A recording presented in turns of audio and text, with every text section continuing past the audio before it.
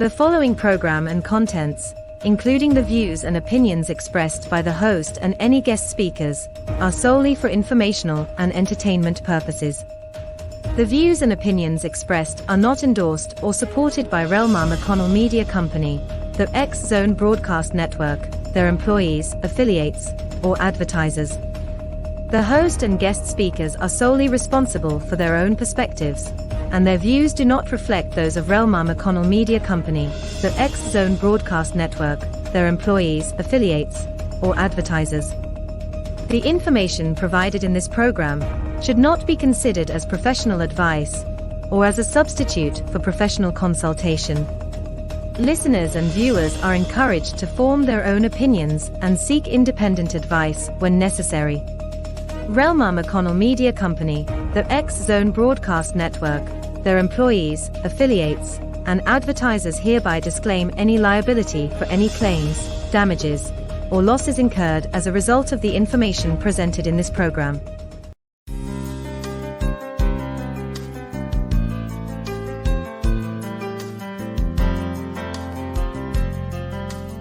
Welcome to Mission Evolution Radio Show with Gwilda Wiyaka, bringing together today's leading experts to uncover ever-deepening spiritual truths and the latest scientific developments in support of the evolution of humankind. For more information on Mission Evolution Radio with Gwilda Wiyaka, visit www.missionevolution.org. And now, here's the host of Mission Evolution, Miss Gwilda Wiyaka. There's been much talk about vegetarian, vegan, and plant-based diet. Yet humans are considered omnivores and have been eating both animal and plant-based diets since the birth of the species. Is there any true advantage to becoming vegetarian or vegan? Or is it just a fad? Mission Evolution Radio TV show is coming to you around the world on the X-Zone Broadcast Network, xzbn.net. With us this hour to explore the value of plant-based cooking and eating is Jill Dalton. Jill is the host and creator of the Whole Food Plant-Based Cooking Show and co-author of Plant-Based Cooking Made Easy. Her website, plantbasedcookingshow.com. Jill, thanks so much for joining us on Mission Evolution. Thank you. I'm so glad to be here. This is a topic that's been around for quite a while, and there's a lot of debate on both sides of the coin. So we should have fun tossing it around a little bit today. So Jill, what's your educational background in nutrition? I really don't have an educational background in nutrition at all. I'm just going from personal experience and the experience of my husband and my two children. Okay. So why did you personally switch to a whole food plant-based diet?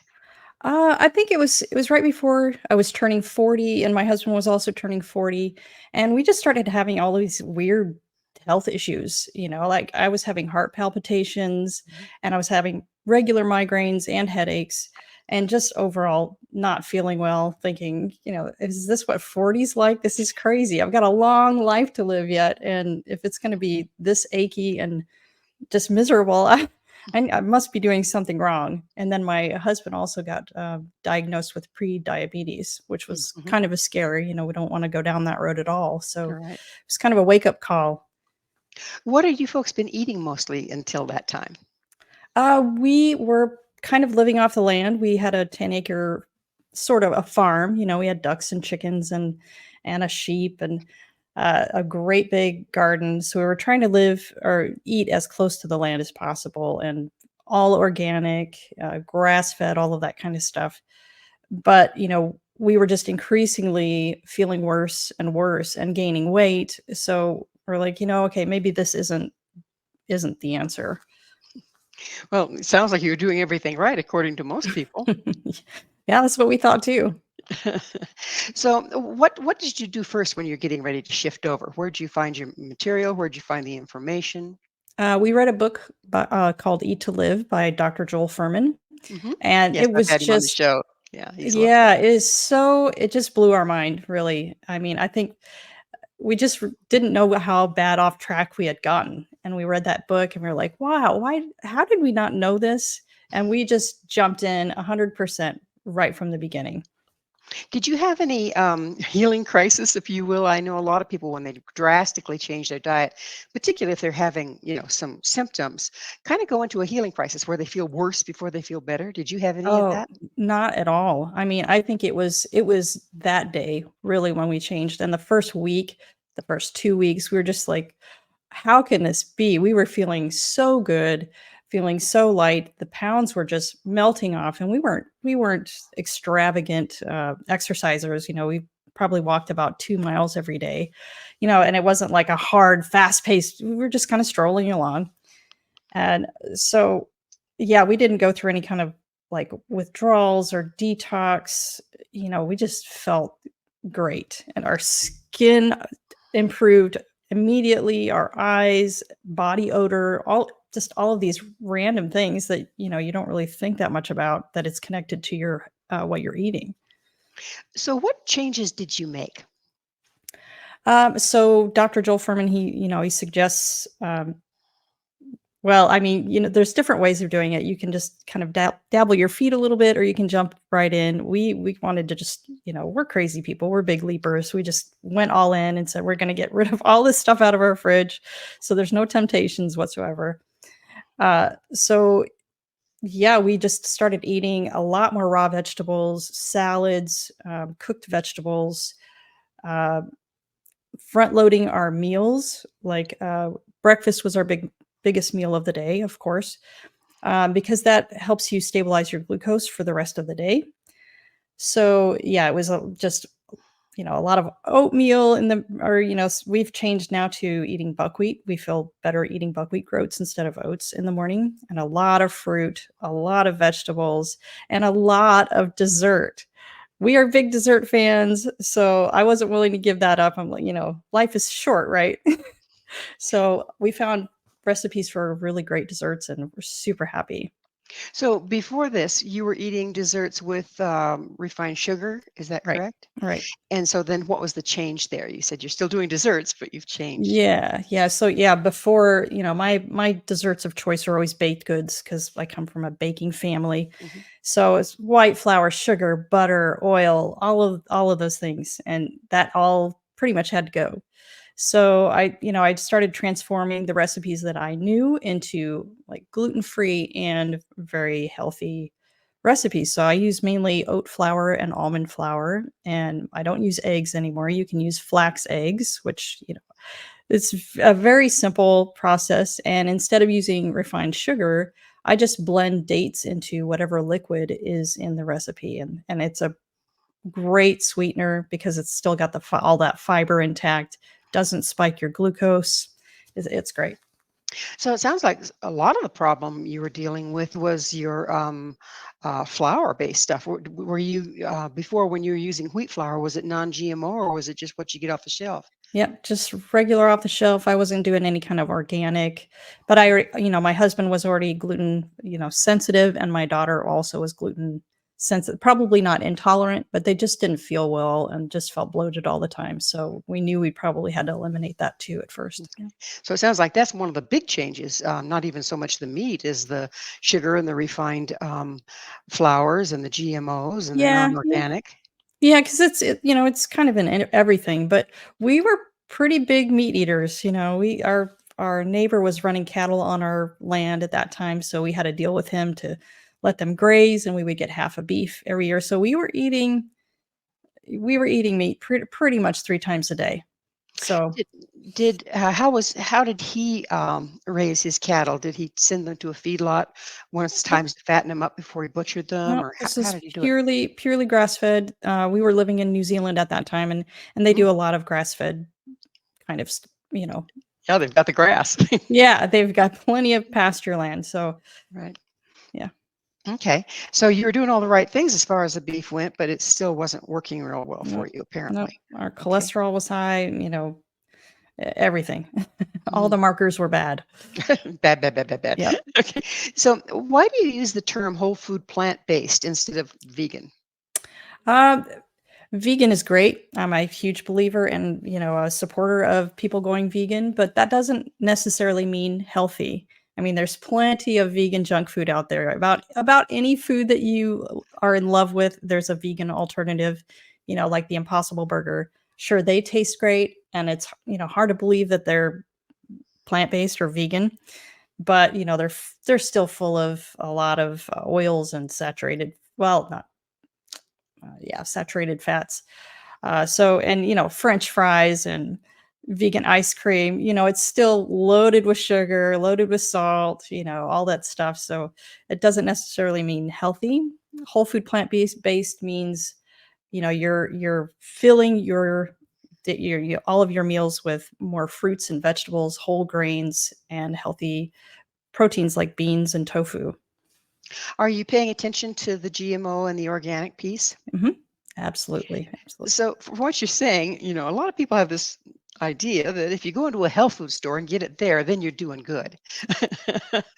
Well, Yeah, get not that. always, not always. Yeah, you go into Whole Foods and there's plenty of junk food there too. Right, You right. So still have to be reading the careful. labels is huge, right? Absolutely, Yeah, absolutely. yeah. Okay. Humans are considered omnivores, and they've been eating both animals and plants since the birth of the species. Why would we need to change? I think, in times past, maybe people were eating more for survival rather than thriving. So I think that's a pretty, that's a good distinction to make. In today's world, we're bombarded by so many different things, chemicals and pollutants, and then what's in our food. It's not raised the same way. It's not, the ground isn't that healthy anymore. So we're getting less nutrients. So when you're in that place, you really need to just flood your system with as many uh, whole food options as possible, fruits and vegetables and berries, all of the things with all of the lively colors to get all of those nutrients in there. Yeah. So we're about out of time in this segment, but so the empty harvest idea, in other words, where the soil has been stripped by Mhm. our practices, do you think Mhm. that's playing a large part in us not feeling well? Maybe slightly, but I mean, if you talk to your average Joe, I mean, if you're trying to get as many fruits and vegetables in your diet as possible, if you ask the average person how many vegetables or fruits they eat in a day, it's way, way below even the minimum line. So I don't really believe that for a second. I think even, if a person even went halfway in and they're eating a lot more fruits and vegetables, they're going to be feeling way, way, way better. Much better. Well, it is that magic moment. Jill and I will return very shortly, so don't go away. This is Mission Evolution, www.missionevolution.org.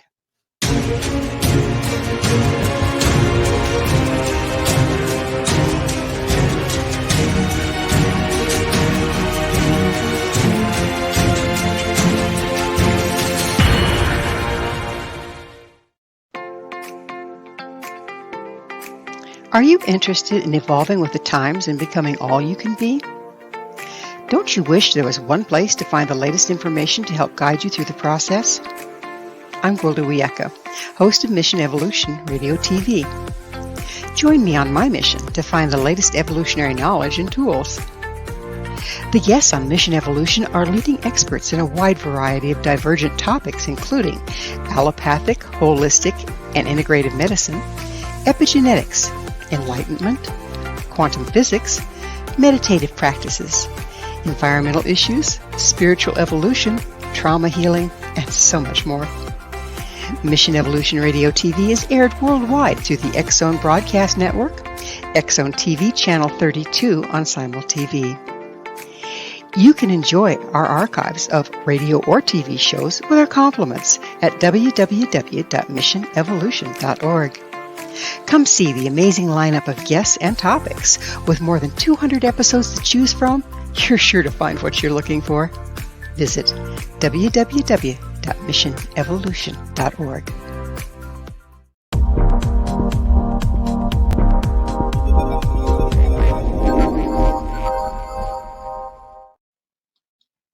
Where's the beef? With us this hour discussing the pros and cons of plant-based diet is Jill Dalton. Jill is the author of Plant-Based Cooking Made Easy. Jill, Where is the beef in this equation? We were talking about how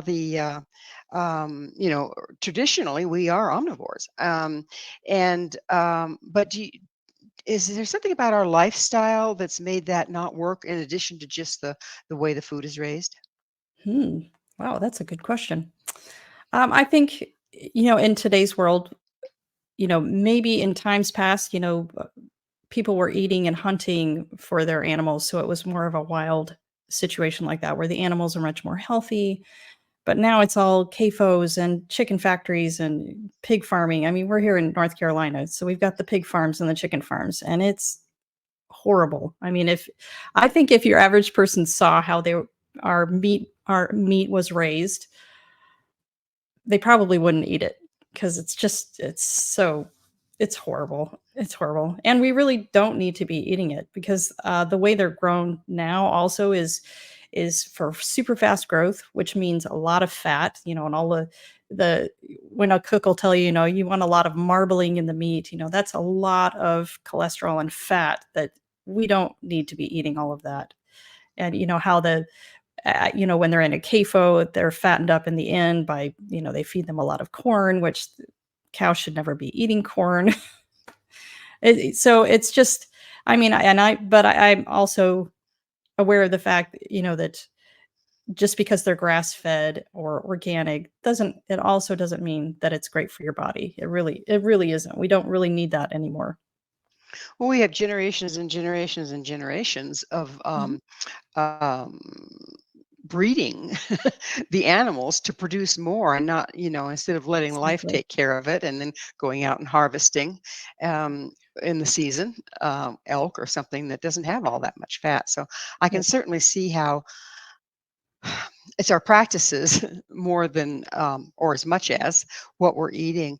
Also, do you think that being fluent, we can eat what we want when we want, and however much we want, has kind of distorted how we view food?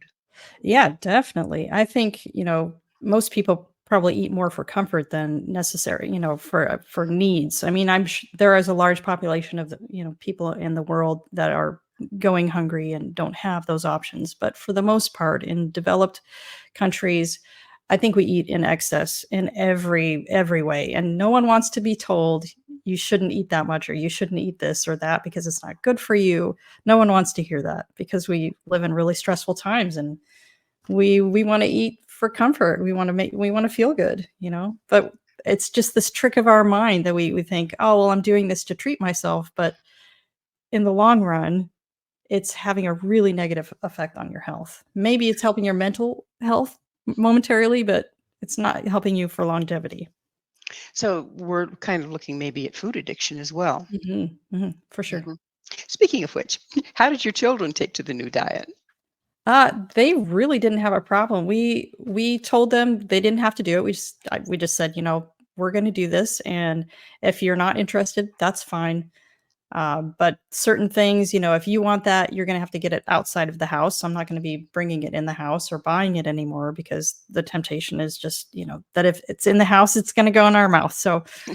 Uh, so they just decided they were all in. And I mean, maybe they didn't stick to it 100%, when they would go to a class or something, they'd switch their lunches with other kids or whatever if they wanted Oreo cookies or if they wanted, some sweet treat that they were used to eating.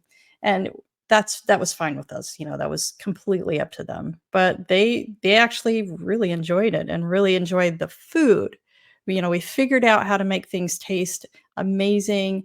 And then, like the desserts in particular. When I would make those and we would eat a huge portion, we wouldn't have that crash and we wouldn't feel terrible a half an hour later. We actually felt energized and felt great and didn't have all that bloating or the sugar crash. So they were super happy because they could eat all of that they wanted. How old were they at the time? I think they were like 12 and 14. So a pretty tough age to be doing Yeah, that for them to exactly. jump in with us. Wouldn't you say the key is you gave them an option? Yeah, of Yeah, course. yeah, Yeah. exactly. So I don't know if you know this, but what scientific evidence is there that whole food plant-based diet is healthy long term? There's ample information out there. One doctor I really follow is Michael. Dr. Michael Greger, and he has many books. He's an epidemiologist and a nutritionist. So, and he has access to the medical archives. So he has a team of people that scour all of that information and only gather the most important information that's relevant to whole food plant-based living and the proof that it's good for you and that it's good for longevity. And the blue zones, if you've seen the documentary out about the blue zones, I mean, there's proof. People have been doing this for a long time. The cultures that are more plant-based are the healthier, they have longer lives and happier lives. There is a lot of cultures that season with meat rather than have this big old honking steak, right? Exactly. Yeah, yeah. Okay. So why do you think helping people go plant-based is so important at this time? Uh, well, there's a lot of different factors in that. First, I mean, we came to it first through our health, which I think a lot of people find it that way. They have some health incident, heart attack, or they've got diabetes or high pressure, all of these different things, and they're led down the path to a whole food plant-based diet, and usually that clears things up very, very quickly. Same with younger people. I mean, I think the younger people are even struggling with eating well and being healthy. So it's not just older people that are finding this information and that's, leading them to longer, healthier lives. But at the same time, going vegan is one of the most effective things that you can do to mitigate climate change. It's more important than the short showers or, using healthy cleaning supplies or all of your cosmetics and everything like that. So I think it's great all the way around. Now, can we qualify that? Because we always blame the cow for all the gases, so to speak, that go into the air. But our current farming practices, sago, the whole thing is Yeah, not good. It's not good for the climate. It's killing the bees. The chemicals that are being pumped into everything via our modern practices are dire. So, do you qualify that? The absolutely. state, yeah. Go ahead. Yes. I mean, I come from farming country. I come up from a family of farmers, and I'm from corn country in Nebraska. It's all corn and soybeans. That's all that's in the fields out there. And the corn and soybean is being grown to feed the cattle and the cattle, chicken, and pigs. That's what all of those crops are being farmed for. It's not for making tofu. There's probably 2% of the soybean that's being grown is made into tofu. So people try to disqualify that, saying, "Well, it's being raised for making tofu for vegans." I'm like, no, that's not the case. There's a very, very small percentage of that. The rest of it's all to feed animals. Well, I've heard it's not what you eat, but what you ate. What you eat, Eat ate. ate. In other words, here we have the cat, all the farm animals that we're butchering and using for food, eating things that they're not designed to eat in the first place. Sure. Plus, they're chemicalized and GMO and all that stuff on top of it. So, how That's much do you suppose, or have you heard, that's playing into the unhealthiness of the oh, meat that we're eating now? of course. Of course. That's a huge factor. Huge factor. Because they're not healthy animals. I mean, the cage-free thing is a farce. Even cage-free eggs. If you see what farmers are only required to provide, it's like a 9 by 9 enclosure of grass that's outside of the barns, and the door just has to be open up for a small portion of the day. But because of the way the chickens are raised, they never choose to go out there. And you're talking about thousands of chickens that have access to this little 9 by 9 patch. So that's how they qualify for cage free. So our green labeling, yeah, people think they're doing a good thing, or choosing one or the other. It might be a fraction better, but it's just not true. It's just not true. So we need to do more research, don't we? Instead of just Yeah, buying what they're telling us. absolutely. Yeah, it's cage free. It's just a bigger cage. Yes, right. Yeah, yeah, okay. Um, I understand you feed your dog vegan, but Yes. dogs are majorly carnivorous. How's that Well, working for your no, dog? dogs actually can be omnivores. So, or omnivores. Cats cannot be. but dogs can be. And she's 7 years old. We've been feeding her vegan dog food since she was born, and she has more energy than we know what to do with. And she's never had any problems. We've had her at the vet, getting all of her normal checkups and everything. There are no issues. She doesn't stink. Like, most people's dogs, after a couple weeks, they just reek and they're constantly bathing them and stuff. We probably bathe her about once a year. Mm. Honestly, she just doesn't smell. Yeah, I'm amazed that it's worked so well. Yeah, it's amazing, isn't it? I know that a lot of your carnivores actually do eat vegetables because they get to go to the gut of their prey, and they need a certain amount of that for that reason. So I was wondering how it was working out, just going that direction. We're about out of time in this segment, but what breed dog is yours? She's a Carolina dog. Carolina dog. I know. We'd never heard of it either, and she was a rescue dog, so we didn't know what Ah, she was in the beginning. We just tracked it down, and yeah, it's come to find an out. interesting breed. Interesting. So I wonder if the vegan would work across the board with all breeds or just better with some than others. It's Mm, always hard to tell, isn't it? mm. Well, it is that time that we need to take another station break. Jill and I will be right back to continue this discussion, so you stay right there. This is Mission Evolution, www.missionevolution.org.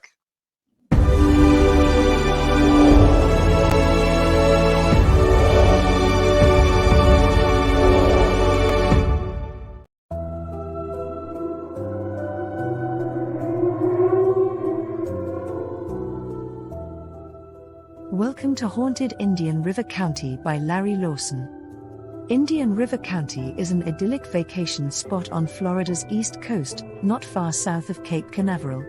Known as part of the state's famed Treasure Coast, many are unaware of the deep and fascinating history this area played in the development of the Sunshine State.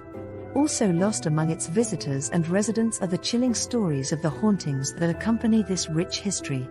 It is here that a man named Waldo still looks after his family and properties, 6 decades after his death. Or a retired preacher is seen digging up his hidden treasure, days after he died. Larry Lawson spent more than 40 years in the law enforcement and criminal justice education profession. He holds a Bachelor of Science degree from Nova Southeastern University and a master's degree in public administration from Troy State University. He serves on the board of directors of the Indian River County Historical Society, is the director of the Florida Bureau of Paranormal Investigation, and is the owner of Indian River Hauntings, LLC, where he provides historical and paranormal tours and events. He has been actively researching the history and paranormal legends of the Treasure Coast of Florida since 2010. Larry is currently the host of Paranormal Stakeout radio TV show on the Exozone Broadcast Network and the past host of Encounters with the Other Side on WPSL Radio in Fort Pierce, Florida. Pre-order your copy of Haunted Indian River County by Larry Lawson on Amazon.com today.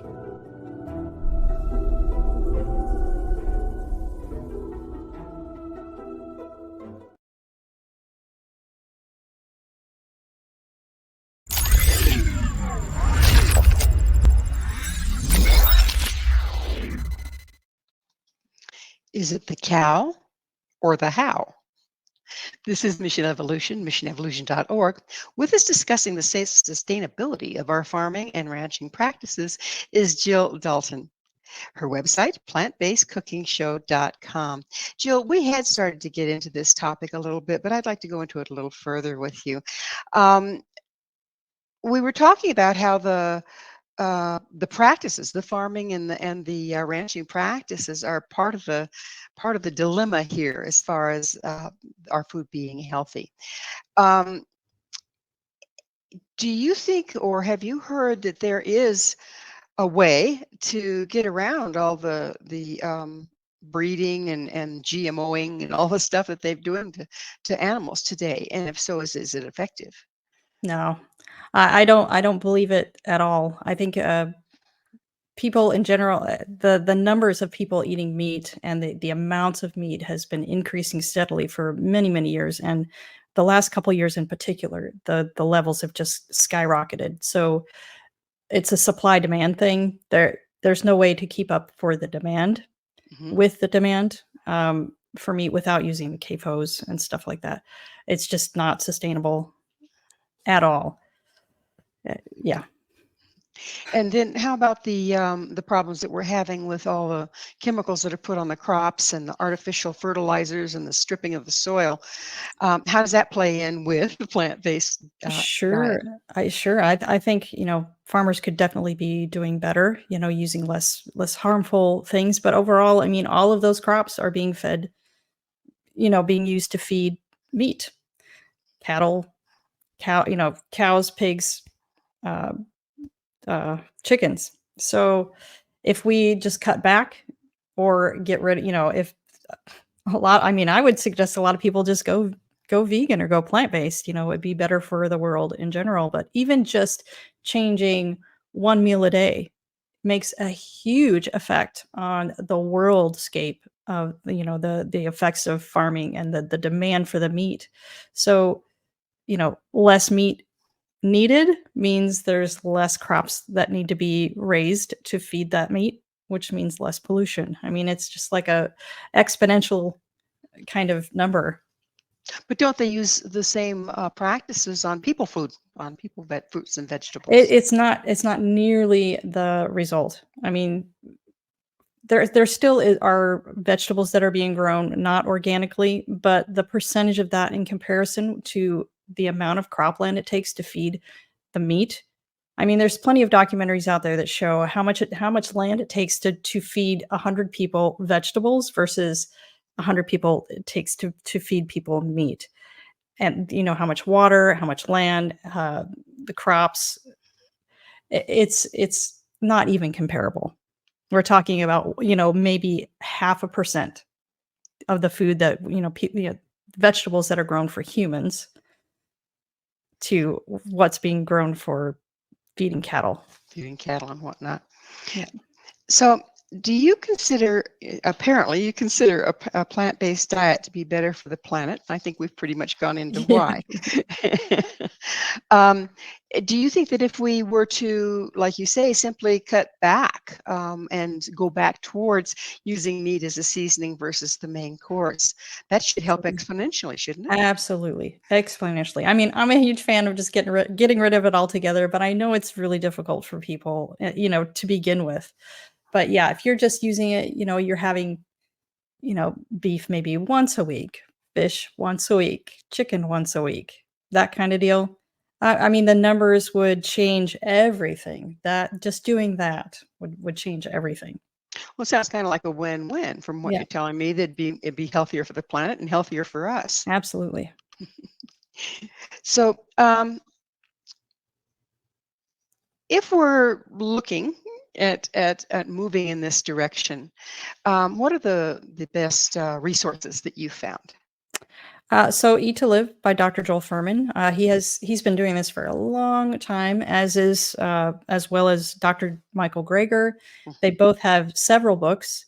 Um, Dr. Greger's book, How Not to Die. I just love his titles. It's like How Not to Die, How Not to Diet, how uh, there's several of them. And he's a very comedic type of person. So he writes and it's kind of funny, but it touches on almost any fruit. And his books cover almost any fruit and vegetable and all of the nutrients that are in it, why you should be eating that, what are the best ones, all of the scientific proof and the medical journals that prove eating these things is best for your health. They're really great resources. Yeah. So, how long have you and your family been on this diet? I don't hate to Uh, call it a diet, but eating this way. Yeah, eating this way. Yeah, it's been 10 years. And I mean, one thing I wanted to add, my husband had the opportunity just recently to have his full blood work done and all of his panels and everything. And the doctor got the results back and he was so surprised. He was like, I don't normally see this. He's like, all of your numbers are optimal. Everything is perfect. He's like, I don't ever see this. Usually, there's something in here that I can suggest people need to improve on. But he's like, you are just right on the money all the way across the board. So that was really, that was a good feeling. I haven't done those panels myself because I don't remember the last time I went to a doctor. And we're both 50 years old. So hey, Who can say that? Exactly, exactly. So, um, are there is supplementation and whatnot needed? I know there's a lot of talk about, Yep. oh, if you don't eat meat, you get down on the B vitamins or whatever. Have It's you just found that to be B12. Yep, it's just B12. And you know what? People that eat meat today still, their vitamin B12 isn't optimal either because the animals are not eating grass. That's where they get B12 from, is from the grass or from the pasture land. And if they're not eating those things, they're not getting that. They may try to supplement it in the food that they're feeding the cattle, but people that are eating meat aren't up on their vitamin B12 either. So Well, one of the things that we know about humans is if we're eating things we're not supposed to, that we can't digest, it throws our gut off so badly that we can't yeah. absorb what's present. So why wouldn't that be the same with the animals, right? Yeah, that's true. I don't know. I think their digestion is pretty different than ours and how it works. It's a lot shorter process, I think, for them. But yeah, maybe the B12 doesn't get processed correctly either. Yeah. Yeah, okay. So we've decided that we can't really change farming and ranching practices to be, we can change them somewhat to be synergistic, but not enough to make a huge difference. What's going to happen to the economy if everybody jumps on the vegan, vegetarian bandwagon? I don't think it's going to change at all. I mean, it might just initially take a little bit, but they're farmers. I mean, I come from farming people. It's just you're just going to be farming something different, something else. It's very similar equipment, the similar land, and when you start raising things this way, stop raising all of the monocrops, you're going to be healing the land in the at the same time. So yeah, economically, I think it might just change initially, but all they have to do is just change to, hey, grow almond trees, grow, more greens, more things to make plant milks, because the sales of plant milks are going way up. And Right. that's all farming. It's all farming, but the ranchers are in trouble. Yeah, I agree. But things like this have happened in human history, that we've had to make big changes like that. And hey, if we want to stay on this planet, we got to make some big changes. I would have to agree with you. It's we've got a big problem, so it's going Yep, to require big changes. Yeah. absolutely. So, if you were to advise a family, okay, say a family's Mhm. debating whether to do this, how would you suggest they start? I would probably just start a few days a week. And I would find this is what really helped us, is that we took our favorite foods and we found recipes or we worked on several different recipes for each favorite food until we found one that we were all super happy with.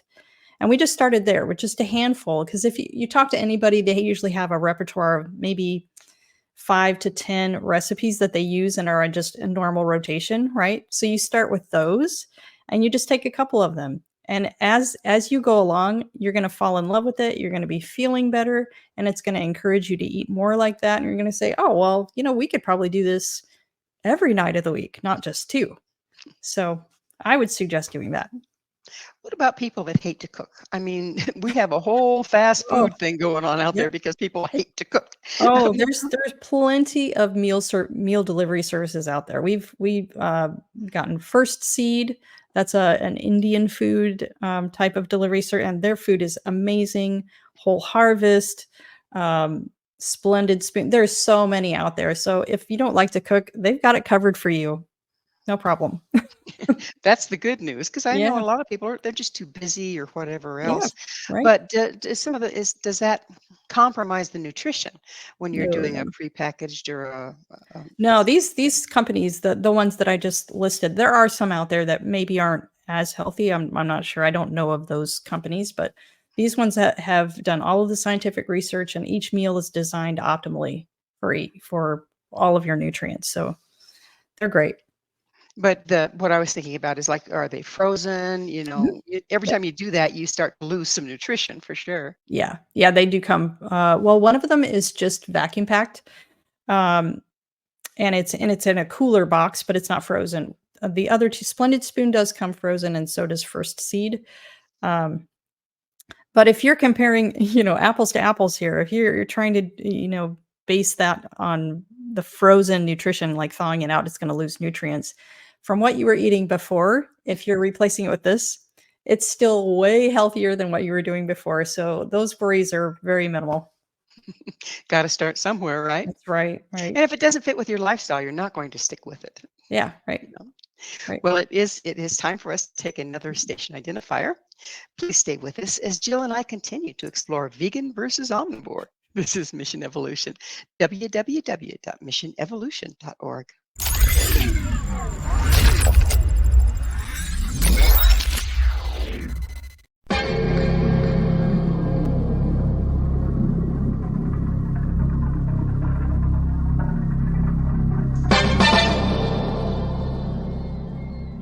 Are you ready to dive into the mysteries of the unknown? Tune into the electrifying X-Zone radio TV show hosted by the one and only Rob McConnell. I'm Rob McConnell, and get ready for a mind-bending journey through the unexplained phenomenon that surrounds us all. From UFO encounters to cryptids, ghosts, and everything in between, we've got it covered here in the X-Zone. Rob McConnell, the seasoned investigator and renowned radio personality, brings you the most compelling interviews with top experts, authors, and experiencers from around the world. Each episode is an unforgettable exploration into the depths of the extraordinary. That's right, X-Zone Nation. Join me every week as we open the door to the supernatural and explore the strange and amazing stories that will leave you questioning everything you thought you knew. And it's not just radio anymore. With our groundbreaking TV show, you can now witness the sessions unfold right before your eyes. From chilling reenactments to captivating visuals, prepare yourself for a multimedia experience like never before. With a legacy spanning over 2 decades, the X-Zone Radio and TV show with yours truly, Rob McConnell, is your ultimate source for mind-blowing entertainment and thought-provoking discussions. Join our growing community of truth seekers as we continue to unlock the world's mysteries. So, why wait? Step into the X-Zone and embark on a journey that will challenge your beliefs, ignite your curiosity, and keep you on the edge of your seat. Remember, X-Zone Nation, the truth is out there, and it's waiting for you right here on the X-Zone Radio and TV show with yours truly, Rob McConnell. Don't miss a minute of the action. Tune in now on your favorite radio station or visit xzoneradiotv.com to join the adventure. The X-Zone Radio TV show with Rob McConnell, where reality meets the unknown. The X-Zone Radio TV show, unraveling the secrets of the universe, one episode at a time. For more information, visit www.xzoneradiotv.com.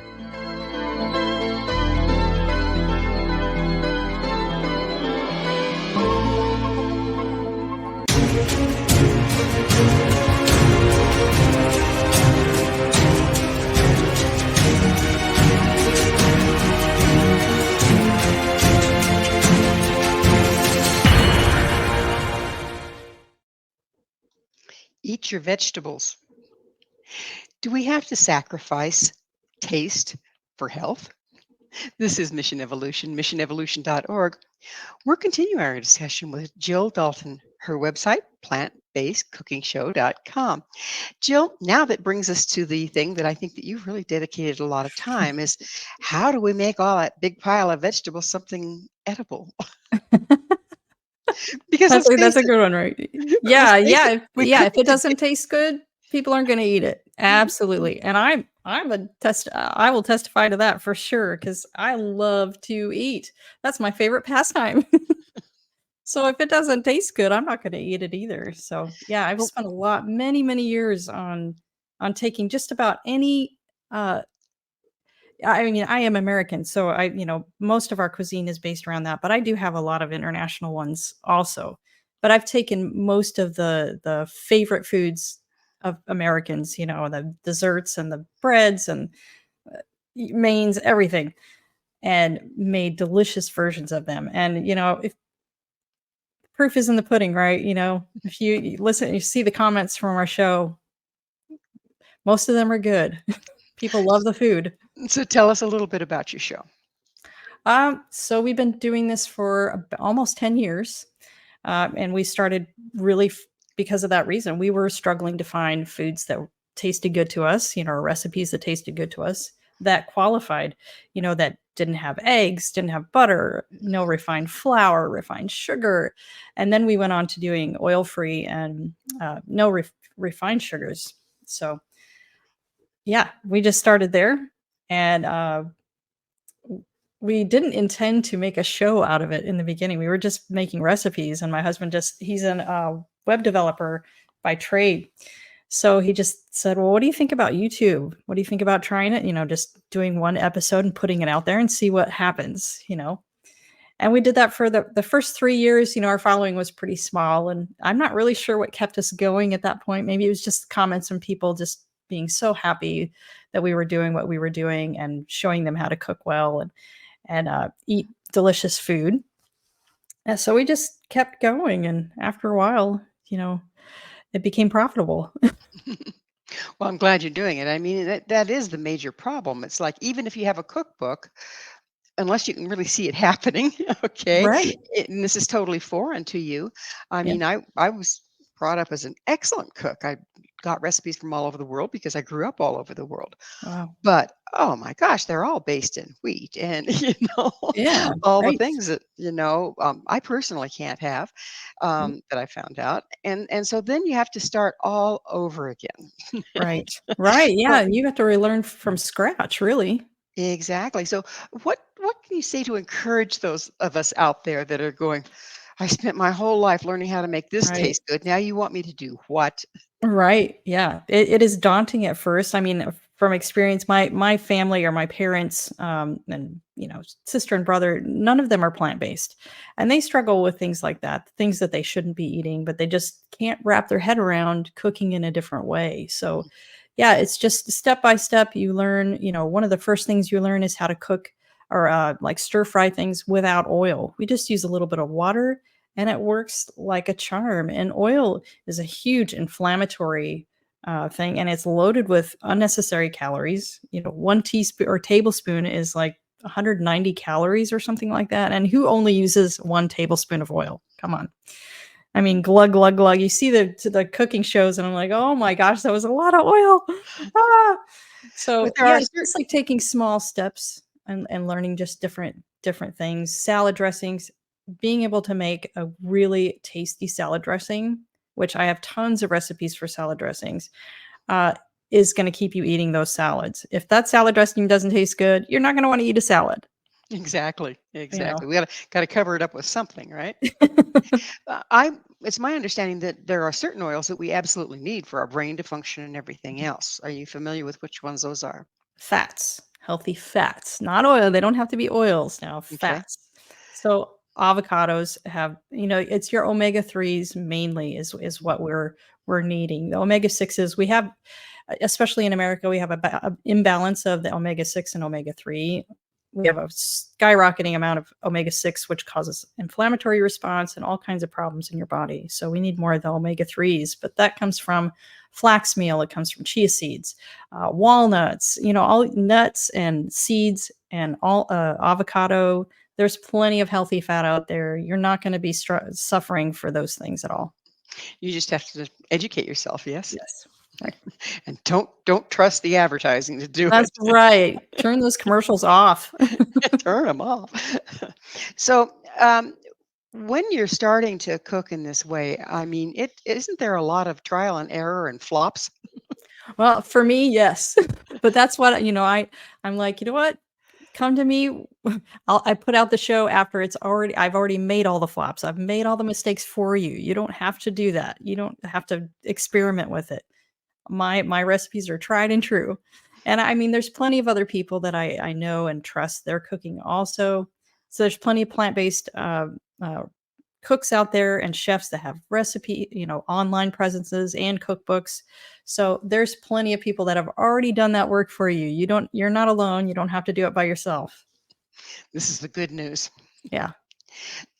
If you're moving towards the plant-based and you're starting to get, frustrated at very best, okay, what do you have to say to people that'll keep them moving forward? Get yourself into some kind of community. There's plenty of, Facebook communities out there or Instagram or, even just locally. You're going to, look on the meetup sites.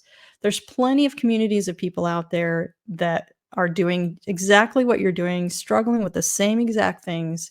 They've been through it, and maybe you can do it together. There's plenty of help out there, but you just have to get out there and look for it, because having that support system really is important. Maybe your family members around you, if they agree to do this with you, which is the hope. It's difficult for one person in a family to only be doing this and the rest of them aren't. So to have more people around you that are trying to do the same thing or struggling with the same issues is really, really a great help. So a support system is a big deal, right? Yes. Yeah. So Jill, is that time in the program when I get to ask you, what's your mission? What is our mission? Hmm? To help people eat as much delicious food as you want and be healthy and live long with optimal health. Mm. That's a good mission. That's a good mission, particularly with the healthcare system being so bogged down. Absolutely. The Yeah. power is in your hands, really. So, do you see this kind of eating as supporting the immune system better? Oh, for sure. For sure. You start eating this way and when your body is working optimally and you're getting rid of the inflammation, you're getting your triglycerides down, your all your cholesterol levels down, your blood pressure, your stress, your all of these markers, right? And you're losing weight. Your immune system is going to be much better off. And if you're eating this way, that means you're going to be eating a wider variety of nutrients and antioxidants, which are the stepping stones for good immune system balance and gut health. It starts in your gut, really. If you're feeding it all these nutritious things, it's feeding your gut biome, which is like our second brain. Your immune system is going to be working optimally. I know my head clears up. It's like, Yes. oh, I can think. Yeah, exactly. No more brain Yeah. fog. No more brain fog. No more brain fog. So, what's your vision for the future? Should more people shift to a more plant-based form of eating? Absolutely. Of course. We need more people to do this. I mean, it just breaks my heart when I hear people write into the show and, they'll say what they're struggling with, or, they've got their cholesterol's really high, they're on diabetes, they've been really struggling. And when they finally changed to the whole food plant-based diet, their numbers all went down. They were like, I wish I would have known this sooner or found your program sooner. So, they're telling all of their friends. So it just breaks my heart that there's so many people out there that are really struggling with ill health and they're depending on their doctors to tell them what to do. And the doctors really aren't well trained in, they only have, most doctors they only have like 3 credit hours worth of nutrition, and it's old information. So they can't even guide people well. So the more people that do this and then see how good they feel, it just that's a wonderful thing to me. No one should have to suffer because of the way they eat. And eating this way brings up a person's IQ, increases their health. So Yep. how's that going to impact the planet as a whole? I mean, will there be more creativity out there? Wouldn't that be Hey, that fun? would be great, right? A lot more smart people. That would be Yeah, great. that'd A be lot of more wonderful. problem solving, more effective problem solving. That'd be great. It'd be wonderful. So, Jill, what's the name of your show and how do people find it? Okay. It's the Whole Food Plant-Based Cooking Show. And the website is plantbasedcookingshow.com. And we have we're on Instagram, Facebook. But if you go to that website, it's got everything's there. It's all archived for us. Yep. It's all there. Fantastic. And then your book, you wrote, is it a recipe book? Yep, 2 cookbooks. Yep, Two volume cookbooks. 1 and volume 2. Plant-based cooking made easy And you can find those on your on the website. website. Yeah. Is it carried by Amazon and all that stuff too? The first book is on Amazon. We decided to self-publish our second one, so that's through Mascot, but you can order straight from our website. There, it's all super easy. Perfect. Well, it's that magic moment again, but this time we're totally out of time. Jill, thank you so much for coming on the show. Thank you. Thank you. Our guest this hour has been Jill Dalton. Jill is co-author of Plant-Based Cooking Made Easy. To find out more about Jill, where you can find her books and all she has to offer, visit her website, plantbasedcookingshow.com. This has been Mission Evolution with Gwilda Wiyaka. For more information or to enjoy past archived episodes, visit missionevolution.org. But please, Be sure to join us right here next time as this show will continue to bring information, resources, and support to an evolving world.